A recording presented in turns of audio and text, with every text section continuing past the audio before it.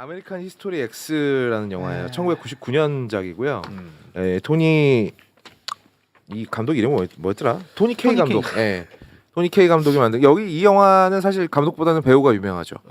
에드워드 노튼이라는 희대 명배우가 저렇게 머리를 빡빡 밀고 나치즘에 빠진 백인 우월주의자 역할을 맡았습니다.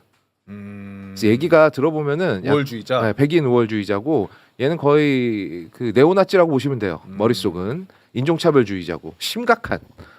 얘가 이제 원래는 화목한 가정에서 잘 살고 있었어요. 그런데 어느 날 소방수인 아버지가 흑인들이 살고 있는 동네에 불을 끌어갔다가 거기 흑인들한테 살해를 당하는 일이 벌어져.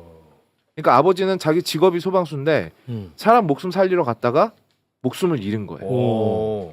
그래서 이제 애가 그때부터 굉장히 좌절하고 사회를 원망하기 시작했지. 이 친구가 사회를 원망하는 기준은 이거야. 왜 이 백인들이 세운 나라에서 말이야. 이 이민족 놈들 구하다가 백인이 죽어야 되느냐. 그 분노감이 이제 네. 왜 복지 정책들은 다 흑인들, 히스패닉들 이런 타인종을 위해서만 사용이 되고 왜 우리에게는 아무런 혜택을 주지 않느냐. 이러면서 얘가 그냥 머리가 굉장히 좋은 애예요. 그래서 그냥 삐뚤어지는 정도가 아니라 아예 단체를 만들어. 그래서 이제 길거리를 보통 이제 흑인 청년들이 다 접수한 길거리를 다시 뺏어서 우리 백인들이 다시 가져오자. 뭐 이런 것부터 시작해서 조직해가지고 마음에 안 드는 흑인이 있으면 혹은 이민자, 히스패닉이 있으면 집단 린치를 해버리자. 그리고 그런 이민자 놈들하고 친하게 지내는 놈들 혼내주자. 이런 단체를 만들어요. 좋은 머리를 나쁘게 쓰기 시작하는구나. 굉장히 나쁘게 쓰기 시작하는 거죠. 그리고 여기에 경도된 수많은 사람들이 이 친구를 이제 추종하기 시작합니다. 그래서 집안에서는 이제 주변 사람들은 이제 똑똑하던 애가 자꾸 엇나가고 이상한 소리를 하고 다니고 막 이상한 조직을 만들어가지고 막 하고 다니니까 선생님도 와서 뜯어 말리고 엄마도 너 그러지 마. 너희 아버지가 그런 거 하다가 돌아가신 거 아니야. 너희 아버지가 편가르고 싸우라고 너 키운 거 아니야. 라고 얘기를 하는데 애는 이제 나름 자기 논리가 완전히 쓴 거야. 그래서 이 논리로 내가 다 발라주겠다. 토론 다 들어와. 논리로 내가 싹 발라줄게. 영화 얘기 맞지? 영화 얘기 맞지 확실히. 영화 얘기 맞아요. 예. 실제로 극중에 나오는 장면이에요. 그렇지. 예. 예. 머리도 좋은데다가 말빨도 좋아. 그래서 온갖 궤변을 늘어놓으면서 이 상대방을 그러다가 궤변이 안 먹히잖아요. 그럼 바로 폭력적인 행동을 해버려. 그래서 상대방을 막 찍어 눌러.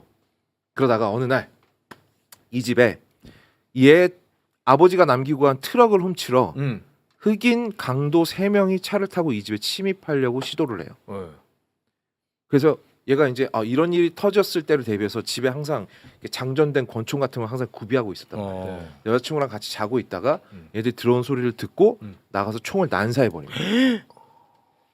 그래서 흑인 2명은 죽고 1명은 총을 맞아가지고 이제 쓰러져 있는데 얘가 어떻게 하냐 그러면 얘 이제 거의 빈사 상태에 빠진 애를 데려다가 그 도로 사이에 그 경기석 보도블럭 있죠. 네네. 야, 입 벌려. 그다음에 입을 벌리게 한 다음에 그 경계석을 입으로 물게 해. 이로. 그런 다음에 아주 잔인하게 살해합니다. 추가로 살인을 해버리는 거지. 그리고 감옥에 가게 돼요. 근데 감옥에 가게 되면 이때부터 여기는 감옥 안에서 백인은 완전히 소수자거든. 오히려 백인 안에 네. 감옥 안에서는 완전히 다른 환경을 겪게 되는 거예요. 그 후로부터 이 친구에게 무슨 일이 벌어집니다. 저게 이제 본 무대예요? 아니에요. 적당히 섞여 있어요. 섞여 있어. 그러니까 예전에 이 친구가 인종차별주의와 백인 우월주의 이런 거에 빠져가지고 막 열변을 토하는 모습 그리고 막 지지자들을 모으는 모습 그리고 이제 이 친구는 그 우두머리 리더였는데 갑자기 간방에 가게 됐잖아요. 그럼 리더를 잃은 지지자들 조직은 어떻게 되겠어요? 더 우경화되지. 그나마라도 선을 잡아줄 리더가 없어지니까 더 우경화가 되는 거야. 그래서 이제 나중에 이 친구가 감옥에서 몇 년 만에 다시 돌아오게 되는데 돌아와서는 어떤 일이 벌어지고 이런 것들은 영화에서 직접 확인하시기 바랍니다. 이거 다시 한번 좀 올려주시겠습니까? 이 정보? 아메리칸 히스토리 X. 히스토리 X. 쿠팡 플레이. 나 쿠팡 플레이 있어. 애플 TV 나쁘지 않아. 네. 개별 구매해야 돼요. 1,300원입니다. 이거는 볼만할 것 같은데. 1999년? 네. 99년.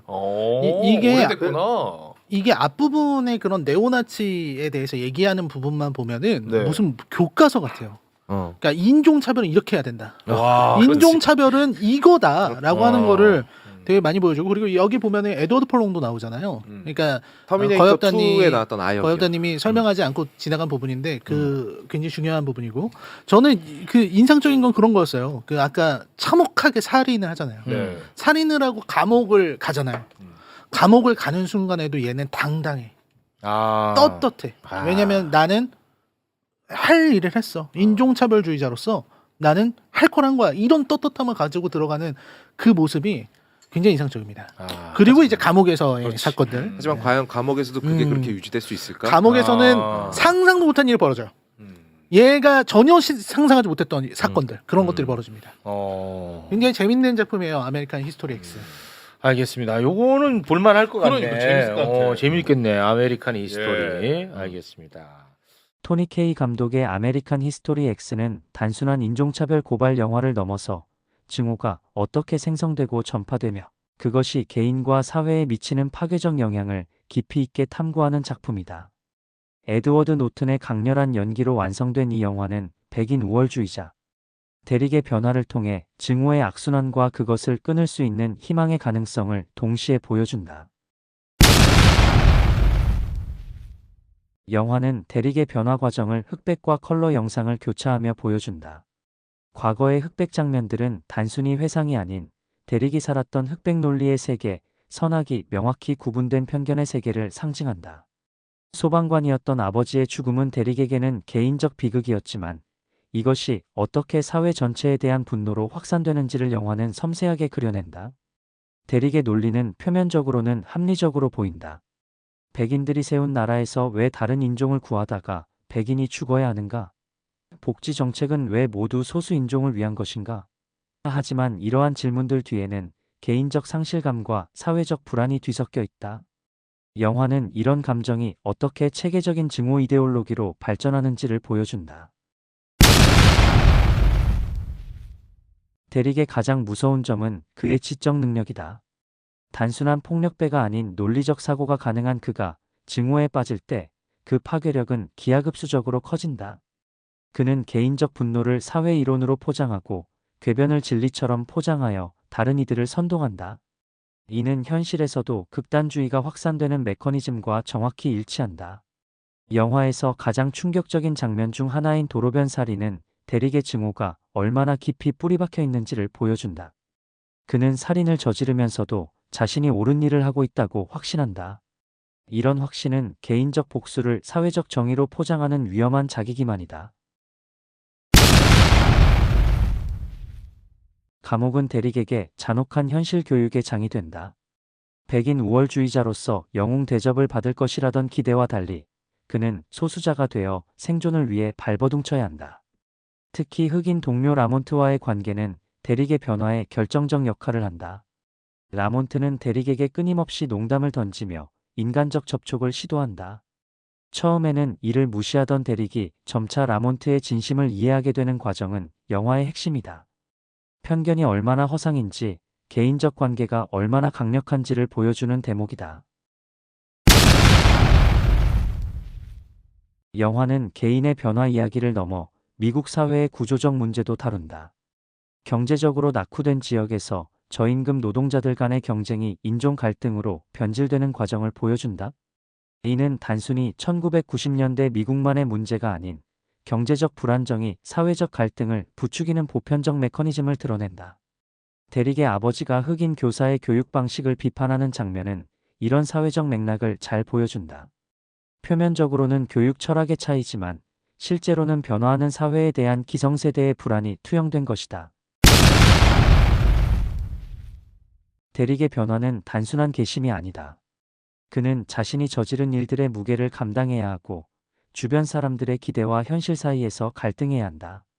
특히 동생 데니와의 관계는 이런 딜레마를 잘 보여준다. 형을 영웅으로 여기던 데니에게 변화한 대릭의 모습은 혼란스러울 수밖에 없다. 영화의 마지막 부분에서 대릭이 과거의 동료들과 결별하는 장면은 변화의 대가가 얼마나 큰지를 보여준다. 그는 과거에 자신을 지지했던 모든 관계를 정리해야 하고 새로운 삶을 시작해야 한다. 하지만 이런 개인적 변화가 사회 전체의 변화로 이어질 수 있을지는 여전히 의문이다. 영화의 가장 강력한 메시지는 폭력과 증오의 순환성이다. 대릭의 아버지가 흑인에게 살해당하고 대릭이 흑인을 살해하고 그 보복으로. 이런 악순환은 어디서 끝날 수 있을까? 영화는 명확한 답을 주지 않는다. 대신 관객에게 이 질문을 던진다. 데니의 레포트 작성 과정은 이런 순환을 끊기 위한 하나의 시도로 해석될 수 있다. 과거를 객관적으로 되돌아보고 그 의미를 재해석하는 것. 하지만 영화의 암시적 결말은 이런 노력도 쉽게 좌절될 수 있음을 보여준다. 아메리칸 히스토리 X는 단순한 권선징악의 이야기가 아니다. 증오와 편견이 어떻게 형성되고 전파되는지, 그리고 그것을 극복하는 것이 얼마나 어려운지를 냉정하게 보여준다. 동시에 변화의 가능성도 완전히 배제하지 않는다. 대릭의 변화는 개인 차원에서는 희망적이지만 사회 전체의 맥락에서는 여전히 불완전하다. 이는 현실적인 시각이다. 사회 문제는 개인의 선의만으로는 해결되지 않는다. 구조적이고 지속적인 노력이 필요하다. 영화는 관객에게 편안한 결론을 제공하지 않는다. 대신 우리 모두에게 질문을 던진다. 증오의 순환을 끊을 수 있는 것은 무엇인가? 개인의 변화가 사회 변화로 이어질 수 있는가? 이런 질문들이 영화가 제작된 지 25년이 지난 지금도 여전히 유효한 이유다. 아메리칸 히스토리 X는 불편하지만 필요한 영화다. 증오와 편견이 여전히 사회 곳곳에 뿌리박혀 있는 현실에서 이 영화가 던지는 질문들은 더욱 절실해 보인다. 답을 찾는 것은 관객의 몫이다.